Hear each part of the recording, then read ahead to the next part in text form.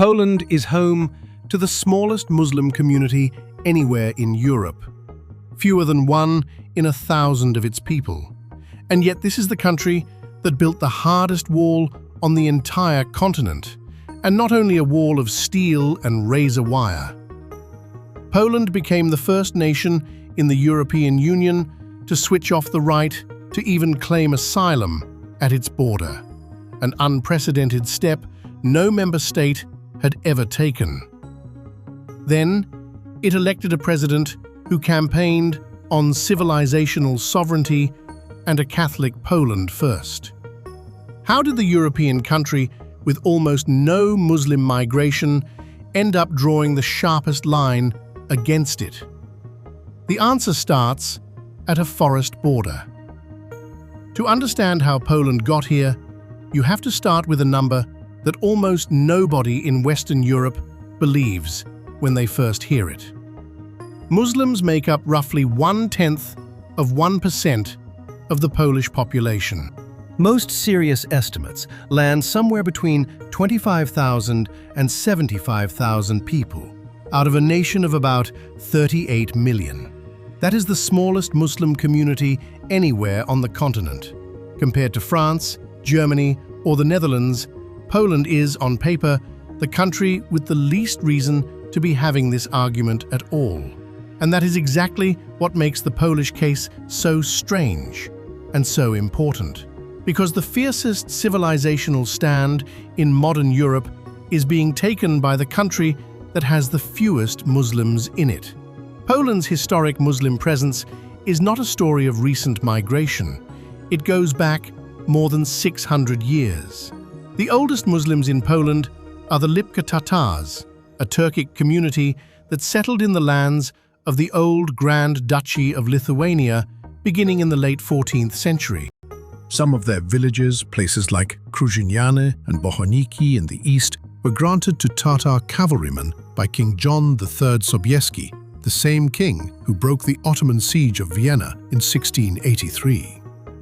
The wooden mosque at Krużeniany still stands today. It is one of the oldest continuously used Muslim sites in all of Europe.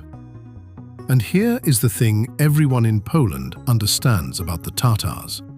They assimilated, fully. They fought in Polish armies, spoke Polish, and folded into the nation for centuries without friction. For Poland, that is the reference point. Not a threat, a model of what integration was once able to look like. So the Polish debate was never really about those ancient villages. It was about something that began to build on Poland's eastern edge only a few years ago. To understand why a country with so few Muslims reacts so hard, you have to understand Polish history itself. This is a nation that spent more than a century wiped off the map entirely, partitioned between empires. A nation that was invaded, occupied, and brutalized under Nazi Germany, then locked for 4 decades behind the Iron Curtain under Soviet domination. Poland's national memory is not abstract. It is a memory of losing the country itself more than once. And out of that memory comes a reflex that outsiders consistently underestimate. When Poland senses a threat to its borders or its identity, the instinct that answers is not a debate about tolerance. The instinct that answers is never again. That reflex had not been tested by migration for most of the modern era. Then, in 2021, it was tested directly. Beginning in the summer of 2021, the government of Belarus, led by Alexander Lukashenko, started deliberately funneling migrants toward the Polish border. Charter flights brought people, predominantly Iraqi and Syrian Kurds, along with Afghans and others from the Middle East, into Minsk on tourist visas. From there, Belarusian forces bussed them to the frontier and pushed them toward the wire, toward Poland, Lithuania, and Latvia. This was not organic migration. The European Union named it for what it was. Brussels called it a hybrid attack, The instrumentalization of human beings, the weaponization of migrants as a tool of pressure against a sovereign state. It was widely understood as retaliation for Western sanctions imposed after Belarus's disputed 2020 election and its forced landing of a passenger jet. Human beings were being used as ammunition, and Poland was the target. Poland answered the border threat with steel. By June 2022, Poland had completed a physical wall running about 186 kilometers, roughly 116 miles, along the Belarusian frontier. It stands about 5.5 meters high, around 18 feet, replacing an earlier improvised barrier of razor wire. Then came the second layer, an electronic surveillance barrier finished in 2025, stretching more than 200 kilometers and studded with around 3,000 cameras, day and night, thermal and motion, backed by hundreds of kilometers of detection cable. Poland was building not just a fence, but a sealed, watched, hardened line. At the height of the crisis, it deployed something on the order of 17,000 troops and guards to the border. The message was blunt: this line will hold. And then the crisis stopped being about policy and became about a single name. On the 28th of May, 2024, a 21-year-old Polish soldier named Mateusz Sitek was on duty at the border near Dubice Serkiewne. An attacker reached through the barrier and stabbed him with a knife. Sitek was rushed to hospital. He fought for his life for days. On the 6th of June 2024, he died of his wounds. He was posthumously promoted to sergeant. The suspect was reported to be a Moroccan national. For a country already primed by history, the death of a young soldier defending the line did something no policy paper could. It hardened Polish public opinion into something close to a national consensus. The border must hold, whatever it takes. And whatever it takes is exactly what Poland did next. Hey, if you're following along with this, take a second to subscribe to Fall of Nations. Because what Poland did after that soldier's death did not just change one border. It broke a rule that had governed the entire Western world for 70 years. In February 2025, Poland's parliament acted. On the 21st of February, the Sejm passed an enabling law by an overwhelming margin, 386 votes in favor to just 38 against, that would allow the government to temporarily suspend the right to apply for asylum along the border with Belarus. Read that vote again. This was not a narrow, far-right measure. It passed with the support of the governing centrist coalition of Prime Minister Donald Tusk and much of the right-wing opposition together. The near unanimity was the point. President Andrzej Duda signed it on the 26th of March, and the implementing order took effect the very next day, the 27th of March, 2025, suspending asylum claims for 60 days, with the option to extend. In May, the Sejm extended it again. Think about what that actually means. For roughly 70 years, the principle held across the democratic world that if a person reached your border and said the word asylum, someone was legally obligated to listen. Poland, a founding modern democracy of the European Union, effectively stopped listening at that one border. It framed the suspension as a defense against an engineered attack rather than against refugees as such, temporary and targeted. But whatever the framing, the line had been crossed. It was among the first times in modern European history that a member state simply switched that right off. And here is the part that stunned Brussels the most. The European Union let it stand. This is the same European Union that, only a few years earlier, had dragged Poland into court over migration. In April 2020, the Court of Justice of the European Union ruled that Poland, together with Hungary and the Czech Republic, had broken EU law by refusing to take in their share of asylum seekers under the 2015 mandatory relocation scheme. Poland had been the defendant, the country being punished for saying no. But by 2025, the center of gravity in European politics had shifted so far that when Poland suspended asylum outright, the European Commission did not condemn it. It gave qualified acceptance, acknowledging that frontline states facing a state-engineered migration crisis could take exceptional measures, so long as they stayed proportionate and temporary. The country that had once been on trial was now setting the template. Underneath all of it sits a deeper question, the same one being asked from London to Amsterdam. That question is whether Islam, understood not only as a private faith, but as a comprehensive political and legal system, can coexist with a sovereign, historically Christian nation-state. The doctrine most often cited in this debate is called Hakimiyya, meaning divine sovereignty.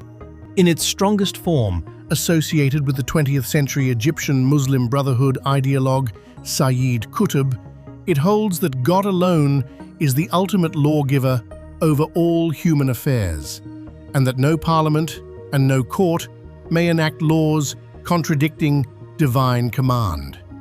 Qutb radically reinterpreted an old term, jahiliyyah, once meaning the ignorance of the pre-Islamic age, to argue that any modern society governed by man-made law had reverted to that ignorance, making resistance a religious obligation. That reading is Qutb's own, not the mainstream of classical Islam, and it belongs to a specific strand of Islamist political thought. But it is precisely that strand, the vision of divine law standing above the state, that European sovereigntists point to when they argue that political Islam and secular self-government are on a collision course. It is against that backdrop that a new figure walked onto the Polish stage. His name is Karol Nawrocki. A historian by training, backed by the National Conservative Law and Justice Party, Nawrocki built his campaign for the presidency around the defense of Polish sovereignty and Catholic identity. He argued that uncontrolled migration from very different civilizational backgrounds was incompatible with the values that built the Polish nation, and he pledged to protect the borders from Belarusian engineered flows and to defend the country's Christian heritage from outside pressure. His themes echoed a wider populist current across the West, a Poland-first framing, and he was cheered on by the American right. The liberal establishment expected Polish voters to reject him. They did not. On the 1st of June 2025, in a knife-edge runoff, Karol Nawrocki won the Polish presidency with 50.89% of the vote, against 49.11% for the liberal, pro-European mayor of Warsaw, Rafał Trzaskowski. The margin was less than 2 points, but the direction was unmistakable. Brussels went pale. The liberal media called it a setback for European unity, and across the continent, patriots and sovereigntists read the result as a signal that Poland was pointing toward the future of Europe rather than away from it. Nawrocki was sworn in on the 6th of August 2025. It was not merely an election result, it was a flare fired into the night sky over the whole Western world. And that word, the one the establishment keeps failing to model, is the key to understanding all of it. The word is civilizational, not merely nationalist, not merely economic, not merely populist. Civilizational. Decades ago, the Harvard scholar Samuel Huntington argued that the great fault lines of the 21st century would run not between nations or ideologies, but between civilizations, between the deep and enduring loyalties of shared language, faith, memory, and moral imagination. Civilization, he wrote, is the broadest level of identity people have. And when a people senses that identity is under threat, something older than politics wakes up. That awakening is what a growing number of analysts now see in Poland. Because what the open borders consensus never modeled is what a nation with Poland's memory would do when pushed. A country that has already lived through partition, Nazi occupation, and Soviet domination, looked at a dead soldier on its own border fence, at a dictator flying human beings in as instruments of pressure, and reached a conclusion the Brussels class did not expect. It concluded, "Not again. Not this." When Polish citizens said out loud that mass, unintegrated migration was not the same thing as the ancient, assimilated Tatar villages they were proud of, the reaction from parts of the European establishment was to reach for the familiar labels: racist, xenophobic, far-right. But in Poland, those labels did not have the intended effect. When a nation with Poland's history is told that guarding its own border is bigotry, it does not grow quieter. It builds the wall higher, and the country cheers the soldiers who stand on it. And so, something the secular consensus declared impossible is happening in plain sight. Christianity has not returned to Poland's public square, because in Poland it never left. Not as museum piece heritage, not as nostalgia, but as a living civilizational grammar through which Poles articulate what they are defending. And Poland is not alone in this. Across Europe, leaders and movements have made a parallel argument, from Giorgia Meloni in Italy to Geert Wilders in the Netherlands to Jimmy Åkesson's Sweden Democrats. Their deeper claim is not simply that migration numbers are too high. It is that Europe's freedoms, its rule of law, its protections for women, its freedom of conscience, its very habit of democratic self-government did not appear from nowhere. They grew out of a particular civilizational soil. And that soil, in this telling, has a name. Critics hear all of this and warn of where it can lead, and that warning deserves to be stated honestly.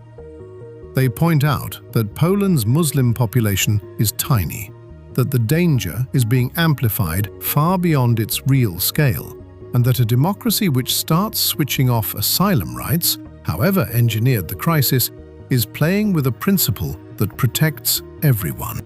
They note that documented flashpoints inside Poland have so far been things like organized local protests against a planned Muslim prayer center in Krakow, or online uproar over videos of large open-air holiday prayers, not the wave of street violence that heated rhetoric sometimes implies. Distinguishing a hostile state weaponizing migrants from the vulnerable people caught in the middle, they argue, is a line that must never be blurred. Supporters answer that this is exactly the point, that Poland acted early while the numbers were still small, precisely so it would never face what its neighbors already have. Both sides are arguing about the same underlying question. How much civilizational change can a nation absorb before something it depends on, but rarely names, quietly gives way? What Poland has done is turn that question from theory into law. It suspended a right that seemed untouchable. It built a wall of steel and censors along a forest frontier. It elected a head of state on an explicit promise to defend a Christian sovereign Poland. And it did all of this as the country with the fewest Muslims in Europe, which is why its example travels so far. If Poland could switch off the right to asylum and win Brussels's quiet acceptance rather than its condemnation, then it has written a template that every other nation feeling the same pressure can now study and copy. That is what makes Poland matter far beyond its own borders. So here is the real question we want to leave you with. Did Poland, scarred by a history of losing itself, see something coming 10 years before the rest of the West was willing to name it, and act while there was still time and while the numbers were still small? Or did a nation with almost no Muslims talk itself into dismantling protections that took 70 years to build, mistaking a border crisis manufactured by a dictator for a civilizational war? History, in the end, does not tend to reward the hesitant. It tends to reward those who read the moment and acted. Whether Poland read this moment correctly is the question the whole continent is now quietly asking itself. Tell us what you think in the comments, and while you're there, subscribe to Fall of Nations for more breakdowns of the stories quietly rewriting the West. We'll see you in the next one.